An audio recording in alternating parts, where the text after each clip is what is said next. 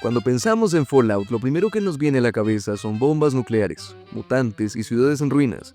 Pero Fallout y todo lo que representa empieza mucho antes del desastre. Empieza en el momento exacto en que una sociedad acepta el riesgo como precio inevitable del progreso. Y aún así decide seguir adelante. Lo inquietante de toda catástrofe es que al final nadie parece ser realmente responsable. Y nuestra realidad no es tan distinta. Vivimos persiguiendo riqueza, desarrollo y comodidad, mientras los medios nos recuerdan todos los días que estamos a un paso del abismo.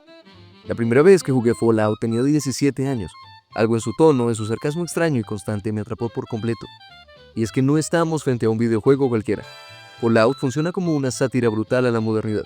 Un mundo donde la guerra nuclear no fue un error, sino un experimento social, donde los refugios no se construyeron para salvar vidas, sino para poner a prueba los límites de la moral humana. La ficción en cualquiera de sus formas siempre termina siendo un espejo incómodo de nuestra realidad, así que entremos por un momento en ese universo de milicias postapocalípticas, ruinas infinitas y comercio con tapas de refresco. Un mundo que aprendió a vivir, o a sobrevivir, sobre los restos de su propia destrucción.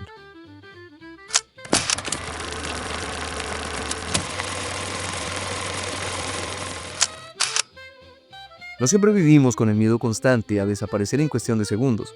Todo cambió en 1945, cuando el mundo vio por primera vez que una sola carga lanzada desde el cielo podría borrar una ciudad entera del mapa.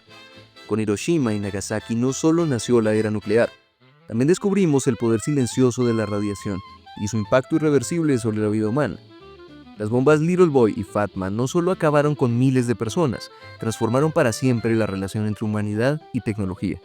A partir de ese momento, el progreso dejó de ser una promesa exclusivamente positiva. Tras la Segunda Guerra Mundial, las grandes potencias no tardaron en obsesionarse con el nuevo poder atómico. No bastaba con tener la bomba, había que perfeccionarla, multiplicarla y extender su alcance destructivo. Llegamos así a la bomba de hidrógeno, a la bomba del zar, y la guerra dejó de medirse en victorias militares para empezar a calcularse en escenarios de extinción total. Este periodo pasaría a conocerse como la Guerra Fría. Dos bloques con ideologías incompatibles disputándose no solo el poder político, sino la hegemonía cultural y la definición misma de cómo debería vivirse la vida moderna. Capitalismo contra comunismo. Dos modelos económicos, pero también dos formas de entender el mundo. El miedo nuclear se volvió parte del paisaje cotidiano. En Estados Unidos, la doctrina Truman buscó frenar la expansión comunista, mientras el mundo atravesaba momentos de tensión extrema. La guerra de Corea, la construcción del muro de Berlín, la constante amenaza de un conflicto abierto, los simulacros en escuelas, los refugios antiaéreos y la propaganda se normalizaron. El imaginario nuclear invadió películas, cómics y publicidad. El punto más crítico llegó en 1962, durante la crisis de los misiles en Cuba. 13 días en los que el destino del planeta quedó reducido a llamadas telefónicas, decisiones tomadas al límite y nervios, muchísimos nervios. Nunca estuvimos tan cerca del apocalipsis.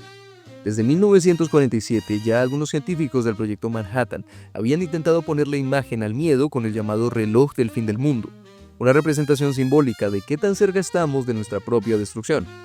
Más que un reloj, era y sigue siendo un dispositivo del miedo, una advertencia constante que se filtra en la vida diaria. Aunque la Guerra Fría terminó, algo quedó claro. El fin del mundo podía ser consecuencia directa de decisiones humanas tomadas en una oficina.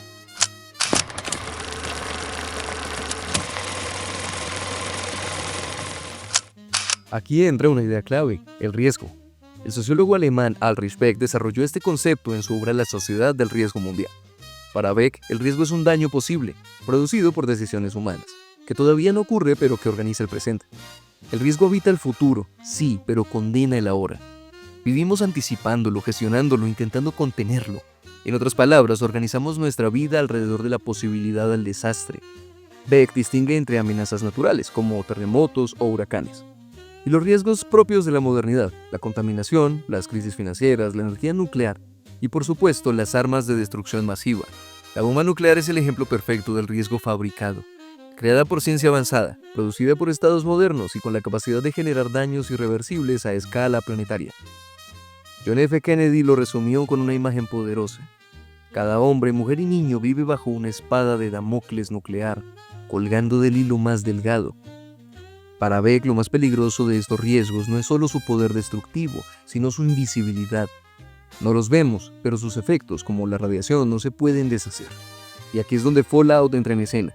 El juego imagina qué ocurre cuando ese riesgo deja de ser una posibilidad y finalmente se materializa. Fallout nos muestra el colapso total del sistema del miedo. Como advertía Beck, la modernidad termina produciendo sus propios monstruos.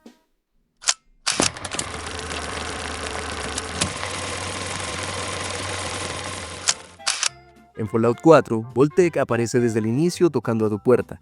Te recuerda el miedo a la extinción y acto seguido te vende la salvación. El problema surge cuando descubres la verdad. Los refugios no fueron diseñados para proteger personas, sino para experimentar con ellas. Aislamiento forzado, manipulación psicológica, escasez de recursos, control reproductivo. Los habitantes del refugio no eran sobrevivientes, eran sujetos de prueba, conejillos de indias en nombre del progreso. Beck lo plantea con claridad. El problema no es la ciencia en sí, sino la desconexión entre conocimiento y responsabilidad. Voltec decide las reglas, gestiona los cuerpos y administra la vida humana. Biopolítica en estado puro si lo miramos desde Foucault. En Fallout conviven todos los miedos, a la bomba, al enemigo ideológico, al futuro, a la escasez. Y frente a ese miedo total aceptamos cualquier cosa que prometa salvación, incluso cuando viene envuelta en sonrisas falsas, jingles alegres y un pulgar arriba. El 11 de septiembre de 2001 marcó el regreso del miedo al centro del escenario global. No solo por la magnitud del ataque, sino por la sensación de vulnerabilidad absoluta que se instaló en Occidente. A partir de entonces se ofreció un trato claro, más control a cambio de seguridad, y la sociedad, paralizada por el miedo, aceptó. Se normalizaron prácticas que antes habrían sido impensables: vigilancia masiva, centros de detención, interrogatorios éticamente cuestionables. No fue necesaria una violencia constante para imponer el orden, bastó con la vigilancia y la obediencia cotidiana.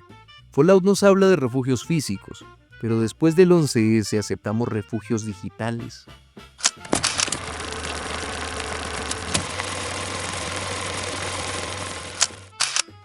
El yermo es un mundo sin estructura.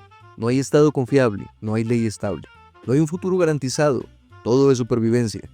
Supermutantes, necrófagos, animales deformes, radiación en el agua y en la comida. Cada acción implica un riesgo.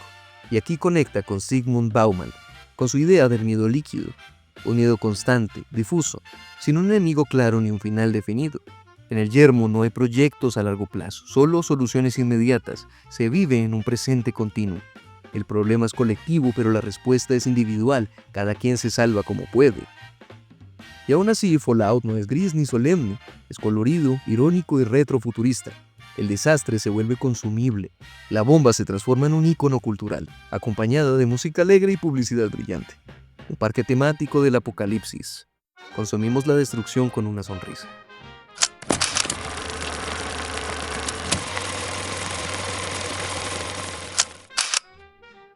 Incluso en este mundo devastado, el poder no desaparece. El enclave, la organización que estuvo detrás del colapso, resurge para recordarnos que aunque todo se derrumbe, las jerarquías sobreviven. El riesgo moderno crea nuevas formas de poder. Quien promete protección frente al desastre obtiene autoridad sobre las vidas que se le entregan. Lo irónico es que fue esa obsesión por el control absoluto la que condenó al mundo desde el inicio.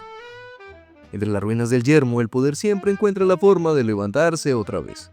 La única certeza que nos queda, al recorrer estas sierras llenas de radiaciones ruinas, es que como civilización finalmente no aprendimos nada.